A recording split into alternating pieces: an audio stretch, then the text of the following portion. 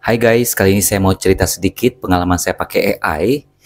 Lalu nanti saya akan menyimpulkan bahwa gara-gara ada AI, maka pekerjaan di profesi kita masing-masing sekarang ini bisa terbagi jadi dua.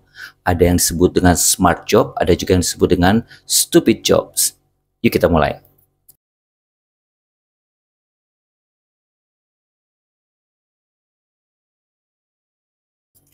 Saya mau nanya dulu nih, teman-teman sebenarnya udah mengoptimalkan penggunaan AI di tempat kerja belum sih? Soalnya, kalau menurut saya nih ya, agak kurang bijak kalau AI itu nggak dipakai. Apalagi sekarang masih banyak yang gratis dan kualitasnya itu bisa kita kelola. Misalnya ChatGPT, ada Copilot dari Microsoft, ada Gamma, dan lain-lain. Bahkan di aplikasi-aplikasi seperti Canva, CapCut, mereka semua itu udah mengincorporate AI di dalamnya. Jadi kita tuh sebenarnya, kalau saya sih ya, lebih fokus ke gimana pekerjaan kita itu jadi lebih mudah dibantu sama AI, tapi touch up-nya tetap kita lakukan sendiri supaya hasil akhirnya itu jadi hasil kita sendiri. Nah, dari pengalaman saya, misalnya saya bikin materi pelatihan, saya tuh berasumsi dulu bahwa saya sebagai individu sudah berkembang sedemikian rupa sehingga di dalam diri ini sudah terdapat banyak narasumber dasar yang jadi pegangan fundamental. Misalnya dalam hal pelatihan ya. Fundamentalnya adalah saya menguasai ilmu learning journey, di mana yang namanya pembelajaran itu seharusnya bersifat ongoing dan implementasinya harus sampai mencapai bottom line. Proses-prosesnya itu melibatkan kegiatan pra-pelatihan, di sana ada focus group discussion, ada assessment, ada tugas pra-pelatihan, dan lain-lain. Terus ada proses pelatihan di dalam kelas, di sana ada kaidah-kaidah desain instruksional yang harus dilakukan oleh saya sebagai fasilitator.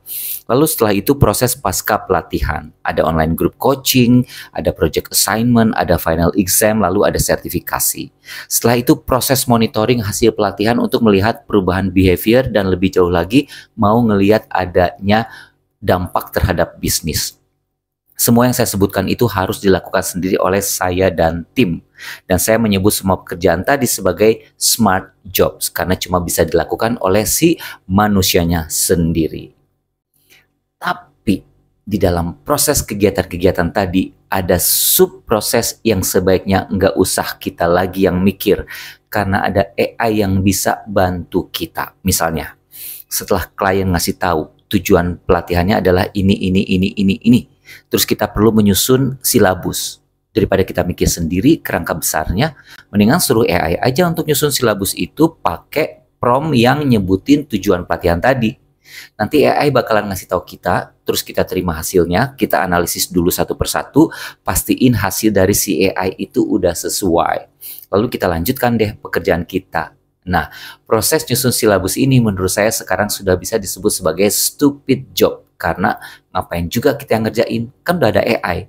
Jadi kita nggak perlu mikir kerangka besarnya, tinggal kita bikin promptnya aja yang harus benar, supaya hasil dari si AI juga benar. Itu pun kita periksa lagi sebentar lah ya hasilnya. Soalnya AI yang sudah ada kan sekarang ini kadang-kadang juga suka ada salah-salahnya dikit. Kayak gitu sih guys, pengalaman saya membuktikan bahwa menggunakan AI dengan bijak bisa mempercepat pekerjaan kita. Dan kepintaran kita bisa tetap terjaga, bahkan selalu terupgrade kalau kita bisa pakai AI dengan benar. Banyak banget peritilan kerjaan yang udah nggak perlu kita lakuin lagi, yang tadi saya sebut sebagai stupid job. Soalnya memang kerasa agak stupid kalau masih kita yang ngerjain. Malah kita bisa jadi stuck kalau kekeh nggak mau pakai AI gara-gara gengsi atau takut dibilang curang. Kalau saya sih nggak takut ya dan nggak ngerasa bahwa itu curang. Soalnya selama ini AI bagi saya hanyalah mempercepat saya untuk menyusun kerangka besar dari segala pekerjaan saya. Perintilannya, pelaksanaannya di kelas, interaksi saya dengan peserta dan klien, itu semua tetap saya harus lakukan sendiri. Makanya saya sebut itu sebagai smart job, pekerjaan yang nggak bisa digantiin sama AI. Kesimpulannya adalah pakai AI dengan bijak. Hindari mengerjakan stupid job lagi. Takutnya malah kita kelihatan stupid karena stuck waktu ngerjainnya akibat terlalu sibuk atau terlalu banyak pikiran. Suruh aja si AI ngerjain stupid job ini, misalnya pekerjaan yang repetitif, rutin, dan bisa dengan mudah digantikan oleh AI. Contohnya bisa termasuk entry data, analisis tren yang sederhana, bahkan sampai penjadwalan meeting.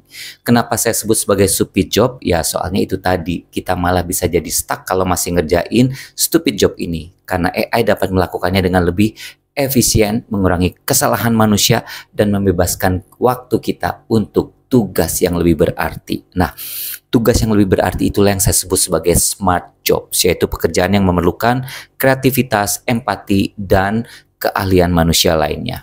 Ini termasuk peran seperti pengembangan strategi bisnis, negosiasi, dan pekerjaan yang memerlukan critical thinking. Kenapa saya sebut sebagai smart job? Karena inilah yang membuat kita unik sebagai manusia. AI mungkin canggih, tapi masih belum bisa menggantikan nuansa dan kepekaan manusia dalam banyak aspek. Kuncinya adalah kolaborasi. Gunakan AI untuk menangani data dan analisis, sementara manusia fokus pada pengambilan keputusan strategis dan interaksi yang manusiawi. Jangan lupa share, like, komen, dan subscribe. Thank you.